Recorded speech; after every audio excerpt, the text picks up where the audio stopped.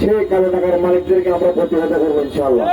সে সময় আমি আমাদের এই যে ফুটবাজারের ক্ষুদ্র ব্যবসায়ীরা, এই কাঁচা বাজারের ব্যবসায়ীরা, আমাদের প্রায় 3-4টা ইউনিয়নের মানুষের রুজি রোজগারের বিভিন্ন পেশা জিনিসপত্র ক্রয় এবং বিক্রয় করেন এবং আমরা এই ফুটবাজারের সবকিছু পরিবেশ ঠিক রাখার জন্য সার্বিক পরিস্থিতিকে সুন্দর এবং সুন্দরভাবে বাস্তবায়নের জন্য আমরা সবসময় আমরা উদ্যোগ নিয়ে কাজ করেছি।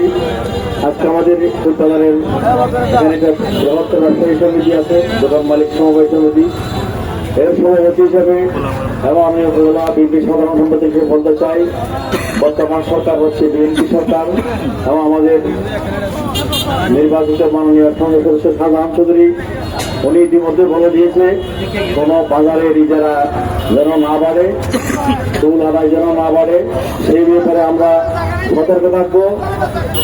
অনেক সময় দেখা গেছে বিগত সময়ে অনেক ইয়াবা ব্যবসায়ী এবং অনেক কালো টাকার মালিক সরকারকে ইনকাম ট্যাক্স দেখানোর জন্য বেশি দামে বাজার দেখেছে, কিন্তু আমি গতবার যখন ইজারা হয় সরকারি মূল্য থেকে 1 টাকাও বাড়াতে আমরা দিই নাই।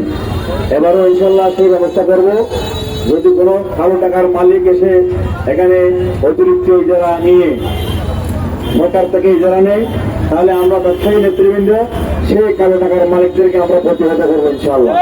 সে সময় আমি আমাদের এই ব্যবসায়ীদের পক্ষে আমরা অতীতেও ছিলাম, এখনও আছি, ভবিষ্যতে থাকবো ইনশাআল্লাহ।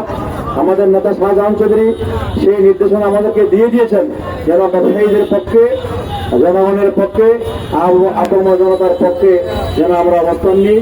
পরিশেষে ইফতারের যে সুন্দর আয়োজনের জন্য কাঁচা বাজার ব্যবসায়ী সমিতির নেতৃবৃন্দকে ধন্যবাদ জানিয়ে এবং উপস্থিত সকলকে ধন্যবাদ জানিয়ে আমি আমার